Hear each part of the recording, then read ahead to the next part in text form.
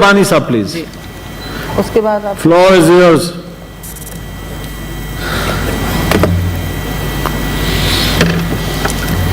شکریہ جناب چیئرمین.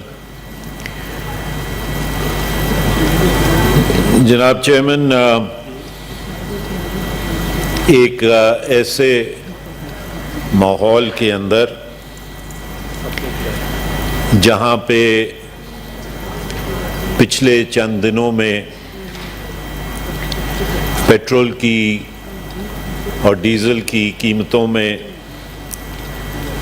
5 روپے کا اضافہ کیا گیا اور اس کے نتیجے میں ایک سنو بالنگ ایفیکٹ ہوا اور اسینشل کموڈیٹیز کی قیمتیں بڑھ گئیں.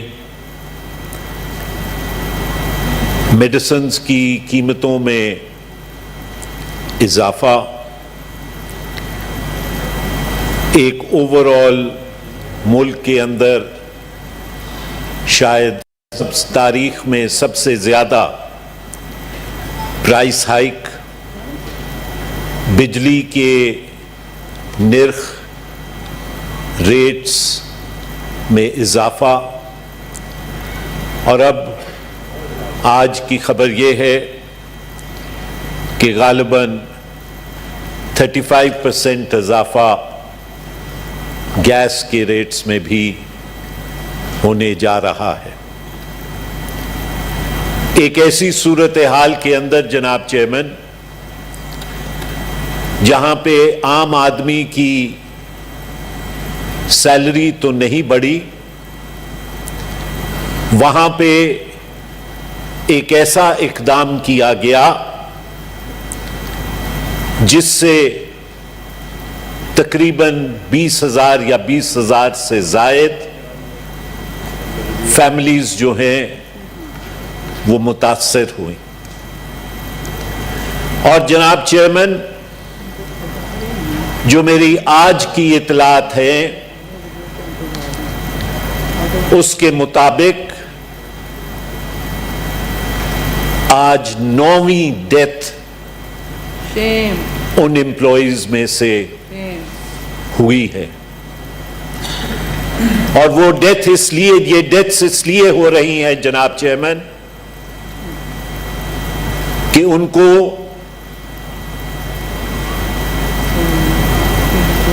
ان کے پاس تنخواہ اور پیسے نہیں ہیں، ان کے بچے اسکولوں میں نہیں جا سک رہے اور ان کے چولہے بند ہو گئے ہیں. جناب چیئرمین، یہ سلسلہ 1993-94 میں شروع ہوا جب اس وقت کی حکومت نے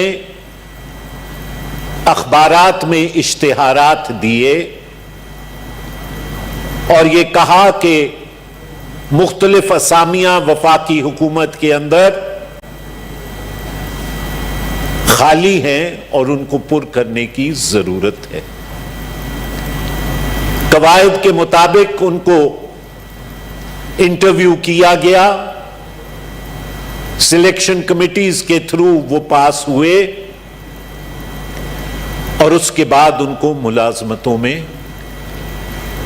رکھا گیا. جناب چیئرمین، اور یہ ملازمتیں جناب چیئرمین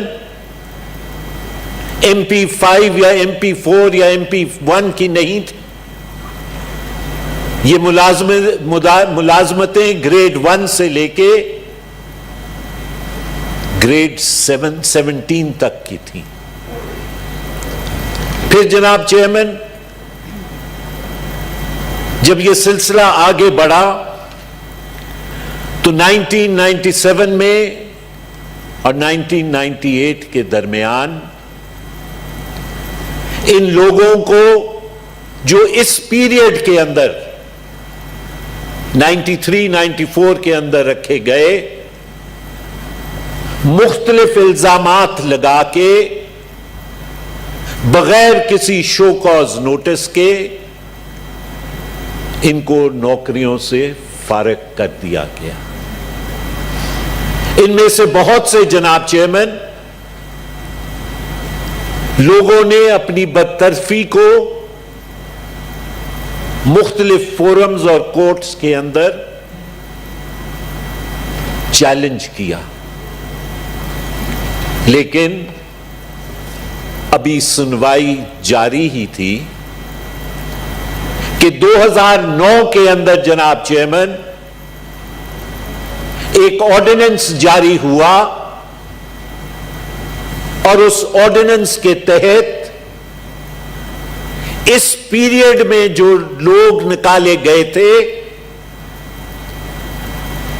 ان لوگوں کو واپس ری انسٹیٹ کر دیا گیا. اور یہ آرڈیننس 2009 کا جناب چیئرمین 2010 کے اندر ایکٹ آف پارلیمنٹ بن گیا. اور اس ایکٹ آف پارلیمنٹ کے اندر جناب چیئرمین یہ بات بڑے واضح طور پہ کہی گئی تھی کہ یہ لوگ جن کو واپس ری انسٹیٹ کیا جا رہا ہے یہ سیکٹ امپلائیز ہیں, ان کو کیونکہ 1977 اور 1998 میں ان کو نکالا گیا اور 2010 میں ان کو یا 9 میں ان کو ری انسٹیٹ کیا گیا, تو اس پیریڈ کے اندر ان تمام کی پروموشنز ہو جانی تھی, تو ان کو ایک سٹیپ آگے ایک سٹیپ زیادہ ری انسٹیٹ کیا گیا. لیکن اسی ایکٹ کے اندر جناب چیئرمین یہ بڑے واضح طور پہ لکھا گیا تھا کہ ان کی سینیورٹی اس نئے گریڈ کے اندر سب سے آخر پہ ہوگی, لہذا جو ایگزسٹنگ لوگ تھے اس گریڈ کے اندر ان کی سینیورٹی کے اوپر کوئی حرف نہیں آئے گا. جب یہ ری انسٹیٹمنٹس ہو گئیں جناب چیئرمین, تو جیسے ہوتا ہے جو کچھ ایگزسٹنگ امپلائیز تھے وہ مختلف فورمز میں انہوں نے ان کی ری انسٹیٹمنٹ کو چیلنج کیا, اور وہ چیلنج سروس ٹرائیبیونل اور دوسرے فورم سے ہوتے ہوئے ہائی کورٹس میں آیا, اور ہائی کورٹ سے وہ سپریم کورٹ میں گیا. سپریم کورٹ میں جناب chairman these petitions kept, these appeals kept lying for a considerable period of time. They would be fixed, they would be hearings, and they would be an adjournment. پر لیکن پھر چند دن پہلے یعنی اسی دن جس دن جو بینچ کو ہیڈ کر رہے تھے جج صاحب وہ ریٹائر ہو رہے تھے, انہوں نے اپنی فائنل سگنیچرز 2010 کے ایکٹ کو ultra vires of the constitution declare کر کے سائن کر دیا. اب جناب چیئرمین اس ججمنٹ کے اندر جن نکات پہ وہ ججمنٹ دی گئی ان میں سے چند میں آپ کے سامنے صرف رکھنا چاہتا ہوں, اور شاید میں یہ بھی کہتا ہوں کہ ہو سکتا ہے کہ میری برادری کی طرف سے the court was not properly assisted. لیکن جناب چیئرمین nevertheless اس ججمنٹ کا وائڈ رینجنگ افیکٹ یہ ہوا, نمبر 1 کہ وہ امپلائیز جو کورٹ کی پروسیڈنگز کا حصہ نہیں بھی تھے، یعنی کہ ان کی سنوائی کسی بھی جوڈیشل فورم پہ نہیں ہوئی، اس ججمنٹ کے پاس ہونے سے وہ امپلائیز بھی افیکٹ ہوئے. یعنی میں ایک امپلائی ہوں کراچی کے اندر، مجھے اس بات کا بھی علم نہیں ہے کہ سپریم کورٹ میں کوئی سنوائی چل رہی ہے، لیکن because of this judgment I have today lost my job, Mr. Chairman. دوسری بات جناب چیئرمین جو ججمنٹ کے اندر کہی گئی، اور جیسے میں نے کہا کہ ہو سکتا ہے کہ کورٹ کے سامنے صحیح فیکٹس نہ ہوں، وہ یہ کہی گئی کہ جناب چونکہ آرٹیکل 242 کے تحت فیڈرل پبلک سروس کمیشن کا راستہ نہیں اختیار کیا گیا، لہذا یہ ایکٹ جو ہے یہ الٹرا وائرس ہے. پہلی تو بات یہ ہے جناب چیئرمین کہ 242 اور 242 یہ کہتا ہے کہ قانون کے تحت سروس ٹرمز اینڈ اپوائنٹمنٹس جو ہیں وہ ریگولیٹ ہوں گی. تو this was an act of parliament. لیکن اس بحث کو بھی چھوڑ دیں جناب چیئرمین، اس ججمنٹ کے تحت ایسے لوگ جن کا تعلق not being a civil servant تھا،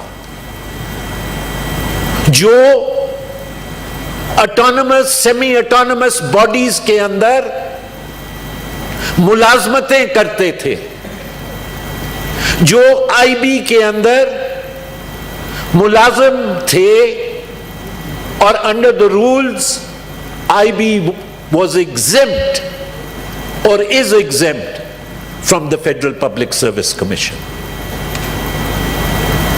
Because of this reasoning, even those people who were not subject to go to the Federal Public Service Commission and had their own rules of procedure for appointment were also affected, Mr. Chairman.